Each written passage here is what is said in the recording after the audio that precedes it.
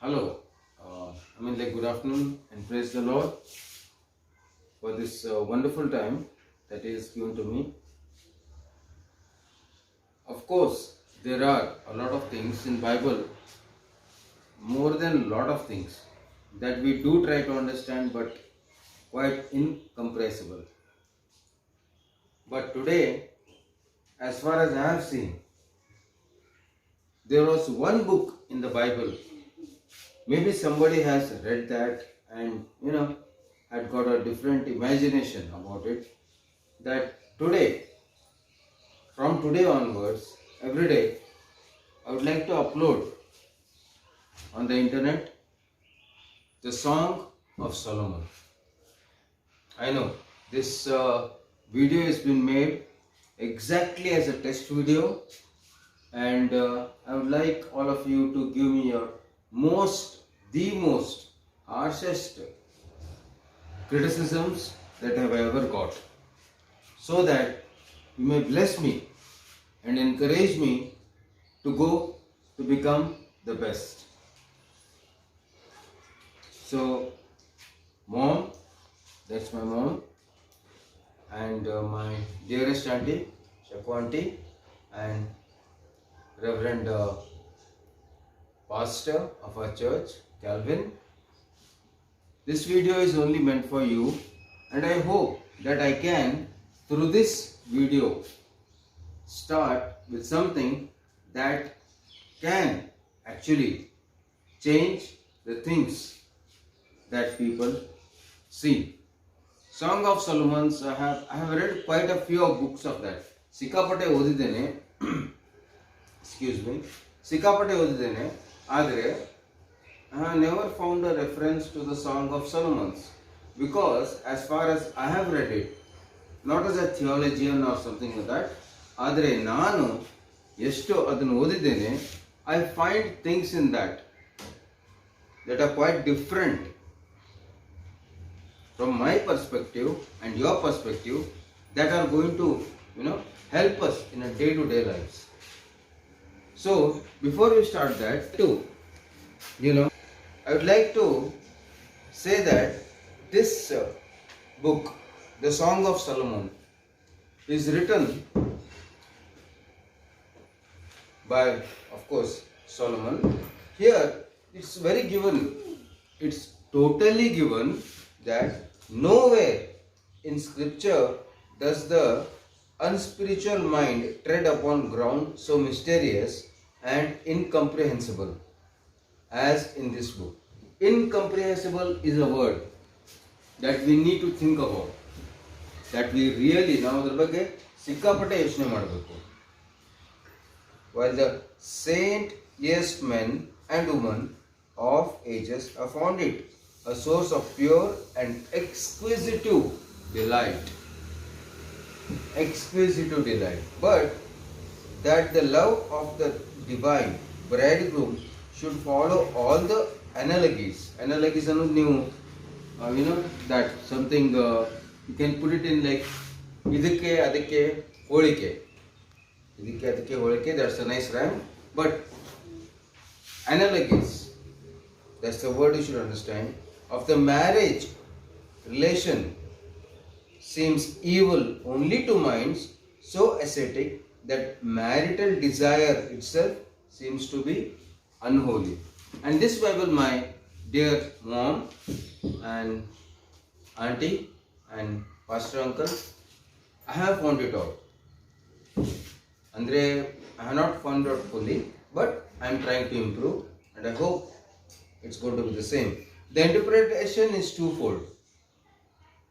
Primarily, the book is the expression of pure marital love as ordained of God. Pure marital love. Now we all know that ಮದುವೆ ಟೈಮಲ್ಲಿ ಕೆಲವು ವಚನಗಳನ್ನು ಓದ್ತಾರೆ, ಅದನ್ನು etcetera ನಾನು ಮದುವೆ ಮಾಡ್ಕೊಂಡಿದ್ದೇನೆ, ಕೈ ಹಿಡಿದುಬಿಟ್ಟು ನೀವು ಜೀವನ ಪರ್ಯಂತ ಅದೇನಂತಾರೆ, ವಾಟ್ ಡು ದೇ ಸೇ, ಕಷ್ಟದಲ್ಲೂ ಸುಖದಲ್ಲಿನೂ ಎಲ್ಲದರಲ್ಲೂ ಕೂಡಾಗಿರ್ತೀರ, ದೇವರ ಮಾಡಿದ ಈ ಬಂಧನವನ್ನು ತೊಳೆಯಬಾರದು. What God has made two people to come together, It should not be broken.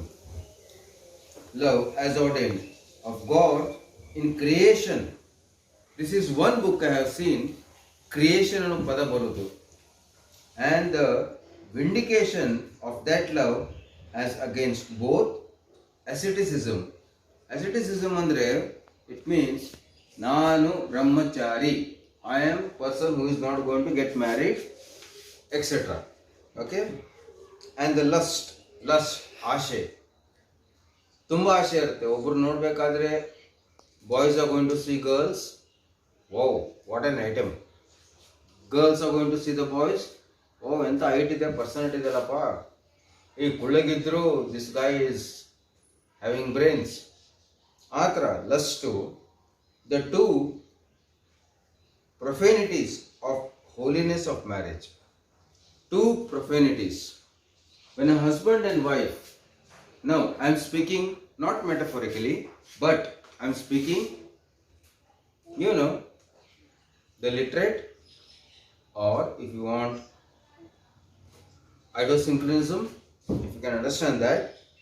Idosynchronism andre compare ಮಾಡ್ಬಿಟ್ಟು ಒಂದು ಹೂವು ಕೆಂಪಾಗಿರುತ್ತೆ, either you pluck it out or you just smell the flower, look at the flower, and it's a beautiful flower, you can say that.